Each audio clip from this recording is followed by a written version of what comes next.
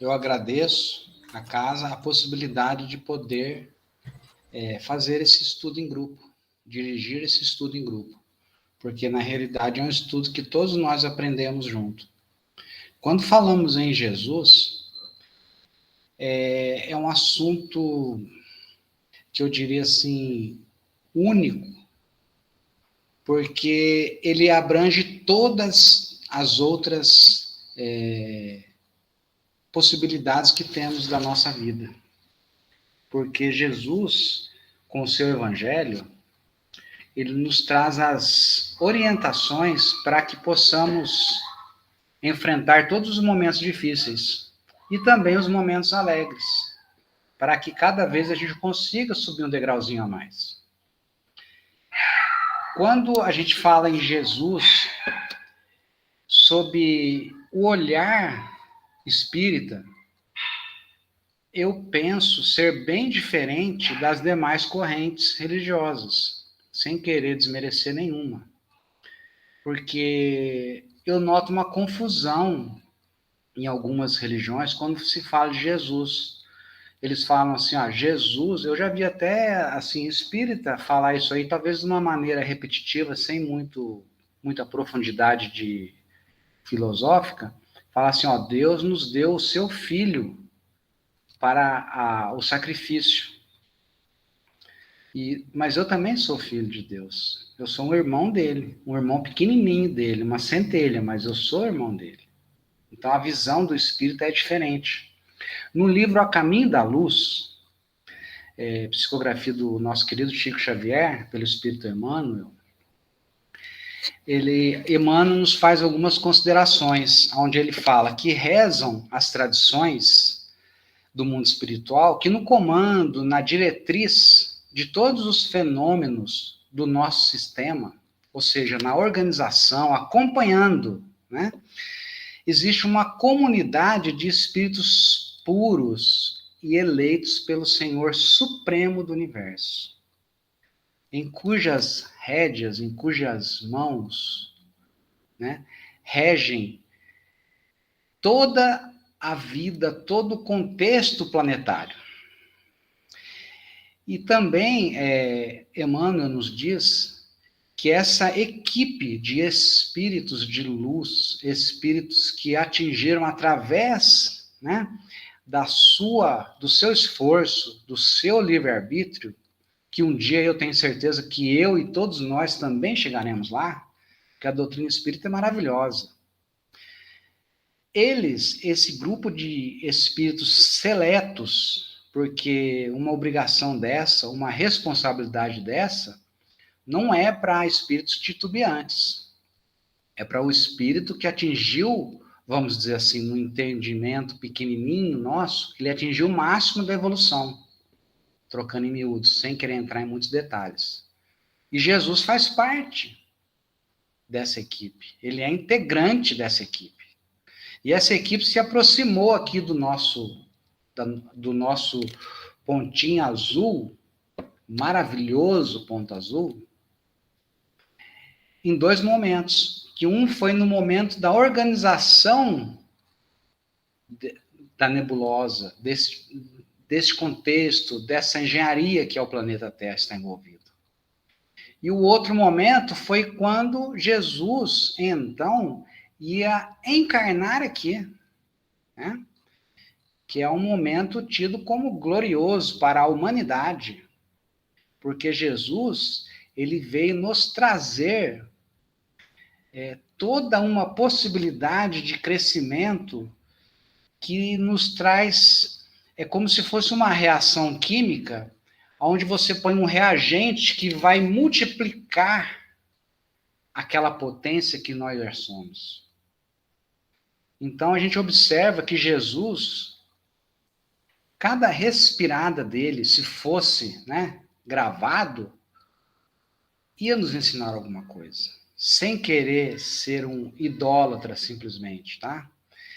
E por que eu estou falando esses comentários do livro A Caminho da Luz? Porque é o entendimento que todo espírita tem que ter de Jesus. Aí, de repente, a gente vai na loja, na esquina, o cara pergunta, você é espírita, você acredita em Jesus? Eu adoro que me faça essa pergunta, só que ele não vai conseguir sair em 5 minutos. Eu vou ser aquele chato, porque eu ainda vou sair de lá achando que eu falei pouco, né? Vamos pensar em Moisés. Jesus, ele nos traz a interpretação das leis que Moisés simplesmente foi, vamos dizer assim, sem desmerecer o potencial desse também espírito, ele foi um médium de Deus. Aí a gente fala assim, mas Jesus surgiu há 2000 anos.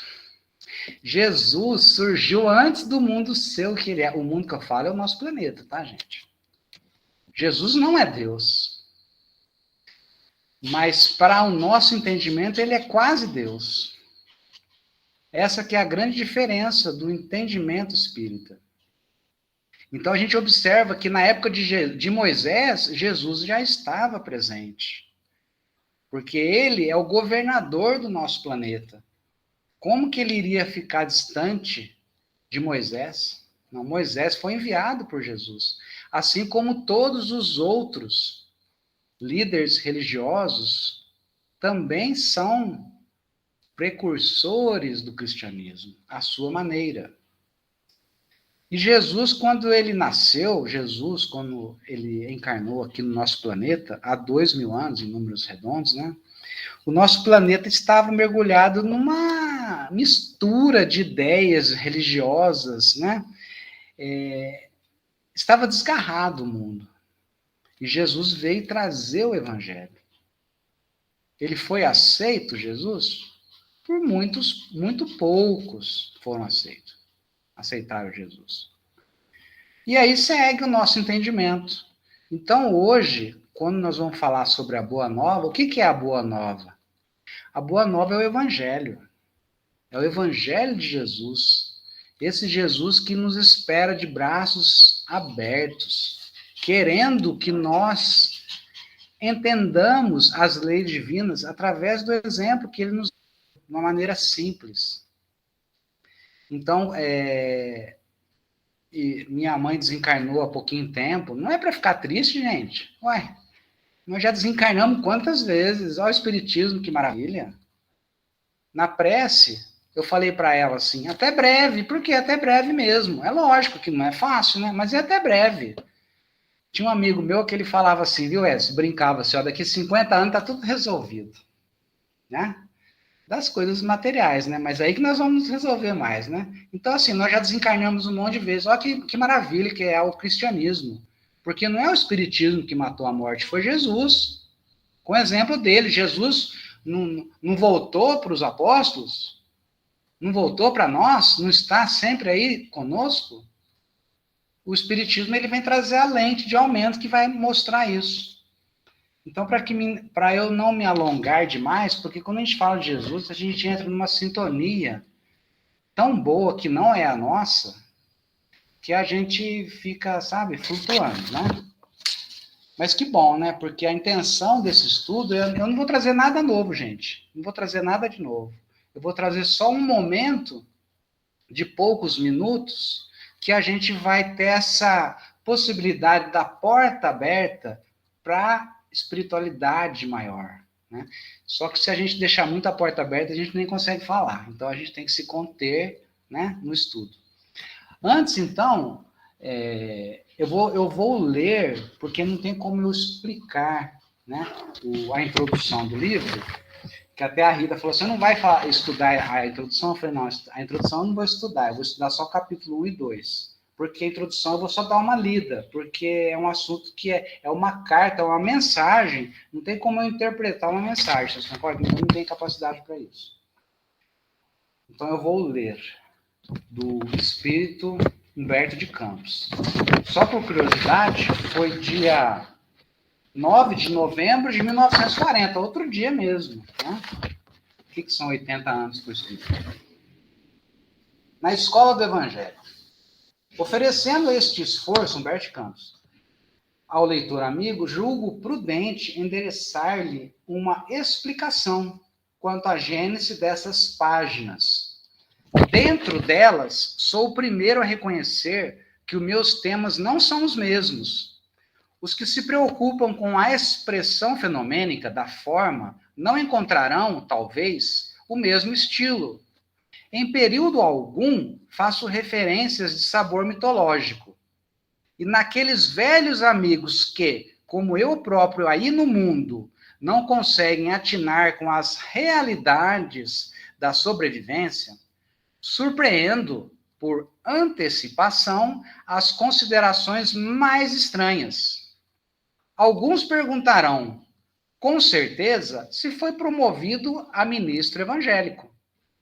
Semelhante admiração pode ser natural, mas não será muito justa. O gosto literário sempre refletiu as condições da vida do espírito. Não precisamos muitos exemplos para justificar o acerto. Minha própria atividade literária na Terra divide-se em duas fases essencialmente distintas. As páginas do Conselheiro X são muito diversas das em que vazei as emoções novas que a dor, como lâmpada maravilhosa, me permite uma parte. Quando ele fala Conselheiro X, o pessoal já sabe, né, que ele se refere a Humberto de Campos ainda quando estava encarnado. Ele não falava esse nome para não, né, evitar certos processos aí que aconteceram, tá? Desculpa a interrupção.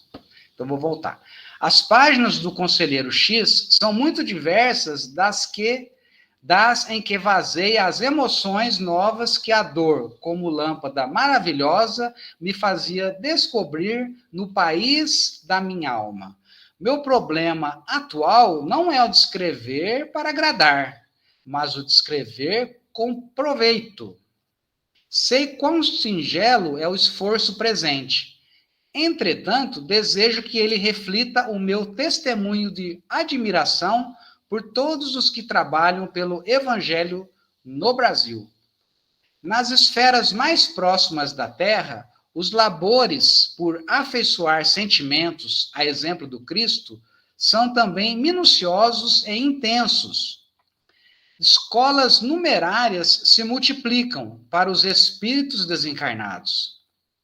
E eu, que sou agora um discípulo humilde desses educandários de Jesus, reconheci que os planos espirituais têm também seu folclore. Os feitos heróicos e abençoados são, muitas vezes, anônimos no mundo, praticados por seres desconhecidos. Encerram aqui profundas lições em que encontramos forças novas. Todas as expressões evangélicas têm, entre nós, a sua história viva. Nenhuma delas é símbolo superficial.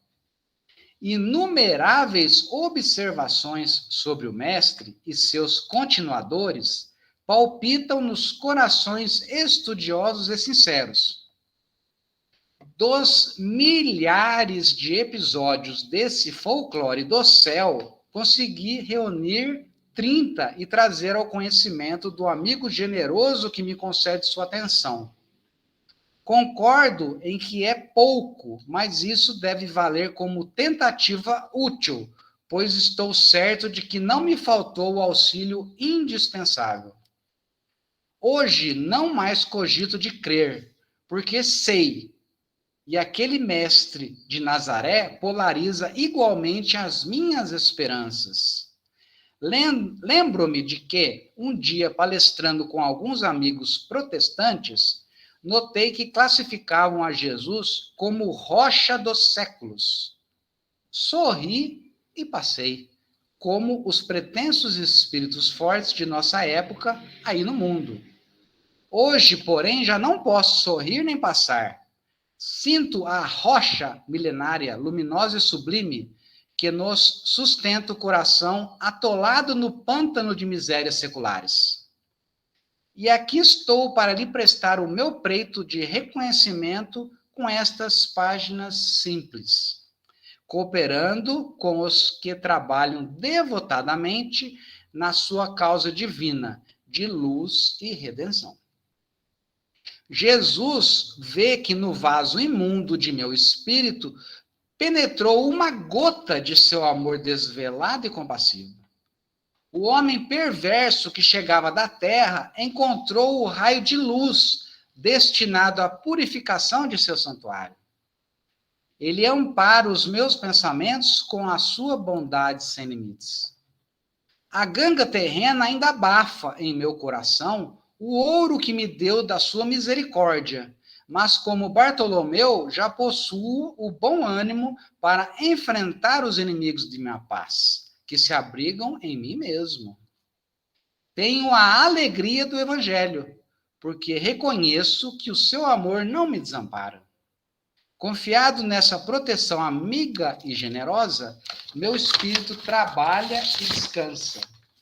Agora, para consolidar a estranheza dos que me leem, com sabor de crítica tão ao gosto ao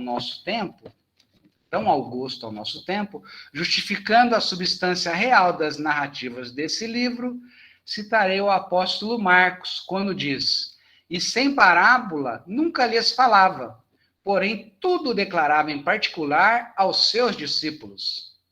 E o apóstolo João, quando afirma: "Há, porém, ainda muitas outras coisas que Jesus fez e que, se cada uma fosse escrita, cuido que nem ainda o mundo todo poderia contar os livros que se escrevessem."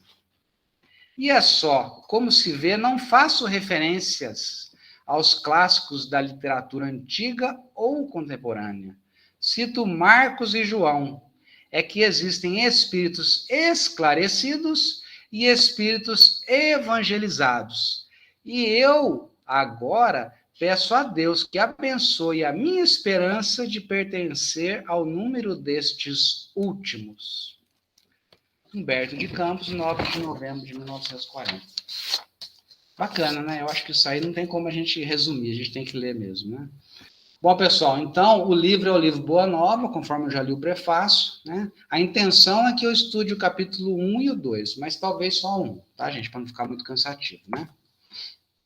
Capítulo 1, Boa Nova. Antes de eu dar início no estudo, vamos imaginar o reino, né? A época, a civilização, aos seus 2000 e tantos anos atrás. Então, a gente observa que quem vai encarnar é o governador do planeta, gente. Então, se a gente tem uma visita importante para chegar em casa, a gente organiza a casa, né? E a gente sabe que Jesus, sendo o governador do planeta, existem inúmeros outros mensageiros dele que seguem uma escala, né, hierárquica, que não é aquela escala que a gente conhece aqui, mas sim aquela escala de quem realmente mais evoluiu através do trabalho e por aí vai. Então, é toda uma organização que vai desde o clima, que vai desde, né, da política. É como se fôssemos espalhar uma semente, que é a Boa Nova. O que um fazendeiro bem prático faz ao espalhar uma semente? Ele prepara o terreno. Ele cuida da estação certa para que aquela semente não se perca. Ele tira as ervas daninhas, né? Ele ara, gradeia, aduba, vigia para os pássaros não pegarem, escolhe o local direito, né? Então é por aí, gente. Todos os mensageiros, eles prepararam o ambiente terrestre para que essa semente frutificasse a milhares por uma, milhares, milhões por uma. Até hoje, essas sementes frutificam no coração de cada um que tem um contato com o Evangelho, tá? Então, a gente vai falar um pouco da parte política, porque se a gente fosse estender na parte geográfica, de clima, eu não tenho nem, né, argumentação e nem conhecimento certo para falar sobre isso. Os historiadores do Império Romano sempre observaram com espanto os profundos contrastes da gloriosa época de Augusto, que é a época, né? Caio Júlio César Otávio chegara ao poder, não obstante o lustre de sua notável ascendência, por uma série de acontecimentos felizes. As mensalidades mais altas da antiga república não acreditavam no seu triunfo. aliando-se contra a usurpação de Antônio, com os próprios conjurados que haviam praticado o assassínio de seu pai adotivo. Suas pretensões foram sempre contrariadas por sombrias perspectivas. Entretanto, suas primeiras vitórias começaram com a instituição do triunvirato, e em seguida os desastres de Antônio no Oriente, que lhe abriram inesperados caminhos. Pessoal, eu gosto de ver, eu já vi algumas séries que falam sobre o Império de Roma. É interessante o aspecto, vamos supor, da história mesmo, né, da humanidade. Como se o mundo pressentisse, né, uma abençoada renovação de valores no tempo, em breve todas as legiões se entregavam sem resistência ao filho soberano assassinado. Uma nova era principiara com aquele jovem enérgico e magnânimo. O grande império do mundo, como que influenciado por um conjunto de forças estranhas, descansava numa onda de harmonia e de júbilo, depois de guerras seculares e tenebrosas. Então, a gente observa aquilo que eu dei uma pálida, né, uma ideia a princípio, que tudo estava sendo organizado para que essa sementeira viesse e fosse o mais... tivesse o mais êxito possível. Por toda parte levantam-se templos, monumentos preciosos, o hino da paz duradoura, ou seja, aquela época de guerra, de sofrimento, parece que houve uma pausa, como se houvesse uma parada para poder, né, receber aquilo, essa mensagem, o nosso governador do planeta, né, governador espiritual do planeta. A cidade dos Césares se povoa de artistas, de espíritos nobres e realizadores. Então a gente observa, gente, que para reencarnar naquele momento existia toda uma organização, né? Aquela pessoa que cruzava o caminho de Jesus, para que Jesus nos fornecesse aquele exemplo de como nós devemos nos comportar, existia toda uma didática ali já preparada, tá, gente? No entanto, o inesquecível imperador era franzino e doente. Ele tinha muitos problemas de saúde, problemas com a família dele, incessantes resfriados, a pele dele é relatado que aparecia muitas dores, né? Qualquer coisa ele ficava resfriado, era uma pessoa franzina, doente, né? E também não somente nesse particular, ele tinha problemas, ele que era um restaurador das tradições da família, né? um reorganizador do império, ele tinha um problema com a sua filha única e acabou tendo que exilar ela numa ilha, né? E também depois, mais tarde, a própria neta. Então a gente observa que ninguém deixa de carregar a sua cruz, mesmo trabalhando para o bem. Então, a gente observa que sempre tudo serve de exemplo para a gente, né? E a própria esposa dele também, né? Ela estava sempre envolvida em questões de envenenamento. Eu não vou ficar lendo para não ficar muito cansativo, tá, gente? Apesar de tudo, seu nome foi dado ao século, né? Seus numerosos anos de governo assinalaram por inovidáveis iniciativas. Mal eles sabiam, né, que estava sendo preparado o local para que viesse, né, o imperador, né, o governador do planeta. A paisagem gloriosa de Roma jamais reunira tão grande número de inteligências. Será que é o acaso, gente? É o que a gente está falando aqui, né?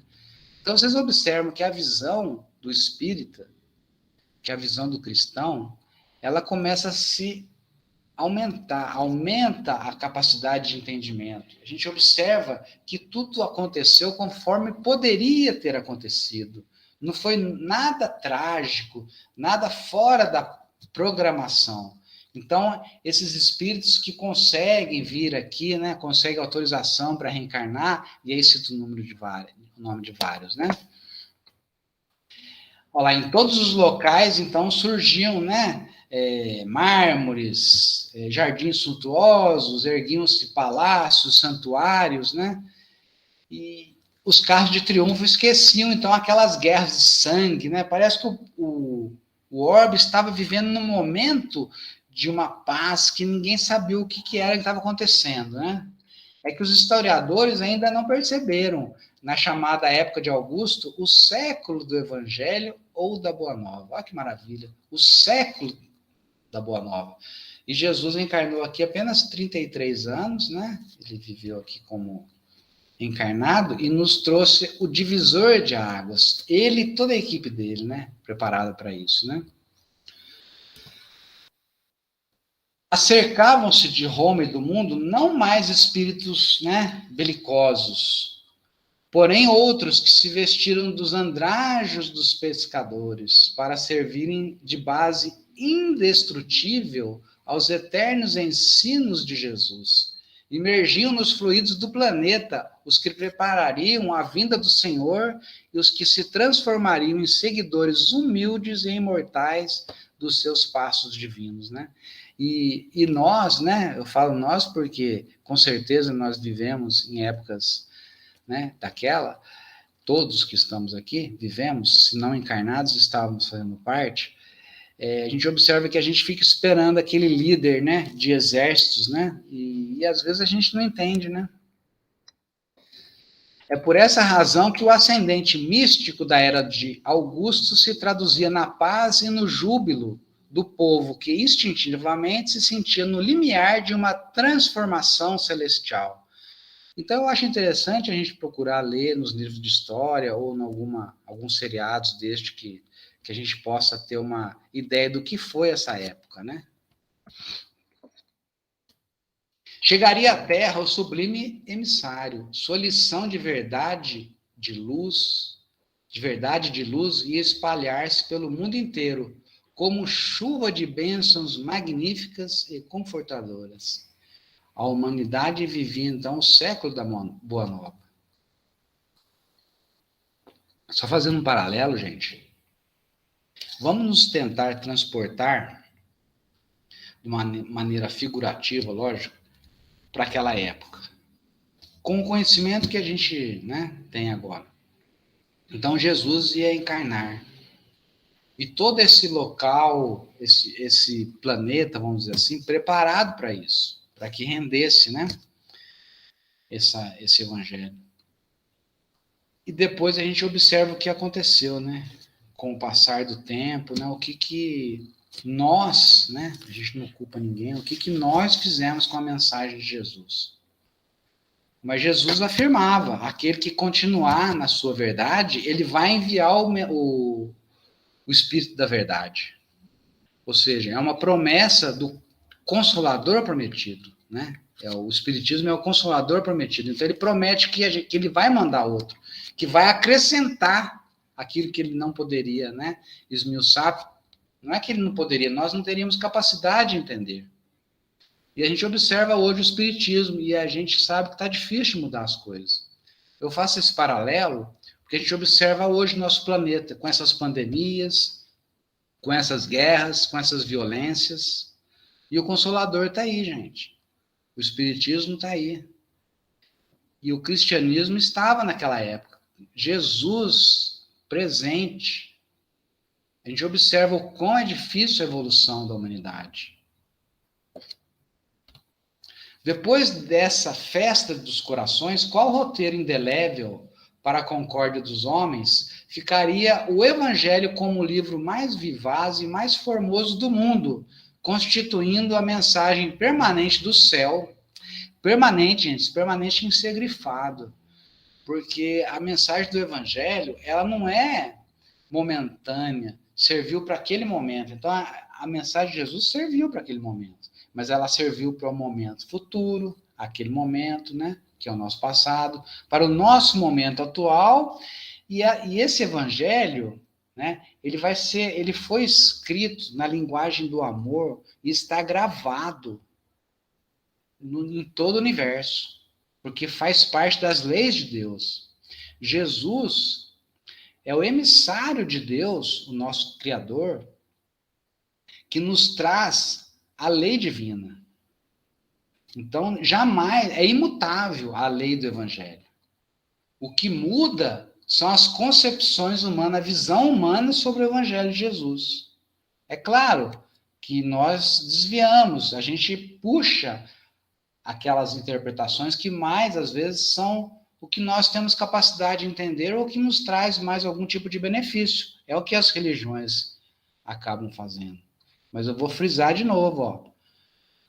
Ficaria o Evangelho como o livro mais vivaz, mais vivo, mais formoso do mundo, constituindo a mensagem eterna, permanente do céu entre as criaturas em trânsito pela terra, o mapa das abençoadas atitudes espirituais, o guia do caminho, o manual do amor, da coragem e da perene alegria. Jesus não era triste. E para que essas características se conservassem entre os homens, como expressão de sua sábia vontade, Jesus recomendou aos seus apóstolos que iniciassem seu glorioso testamento com os hinos e os perfumes da natureza, sob a claridade maravilhosa de uma estrela a guiar reis e pastores, a manjedoura rústica, onde se entoavam as primeiras notas de seu cântico de amor, e o terminassem com a luminosa visão da humanidade futura, na posse das bênçãos de redenção. É por esse motivo que o Evangelho de Jesus, sendo o livro do amor e da alegria, começa com a descrição da gloriosa noite de Natal e termina com a profunda visão de Jerusalém libertada, entrevista por João, nas suas divinas profecias do Apocalipse. E nós, né, Alaide, nós estudamos o Apocalipse lá miudinho, né, com a orientação da Alaide e de outros lá, né? E o Apocalipse não é nada daquilo que o pessoal pensa, né? É muito bonito para a gente estudar. E o Natal, né? O Natal é uma maravilha, né? Só que a humanidade tem a capacidade de levar o Natal para tudo, menos para Jesus, né? Mas tudo bem, a gente faz parte deste contexto. Nós também não estamos criticando, estamos apenas admitindo a nossa pequenez, mas ao mesmo tempo estamos também admitindo a nossa potencialidade, porque Jesus pôs o semente do Evangelho no nosso coração. Nós que temos que cuidar dessa terra que é o coração, para que essa semente possa, um dia, quem sabe, com muito esforço, a gente vai conseguir, né, crescer um pouquinho e deixar essa semente frutificar, né? Então eu vou encerrar, porque o interessante nosso não é a gente cumprir tempo, não é a gente, né, cumprir meta de estudo. O interessante nosso é essa sintonia que a gente, né, muito devagar tenta chegar nela, né? E agora eu deixo aberto, então, para que vocês continuem, tá bom?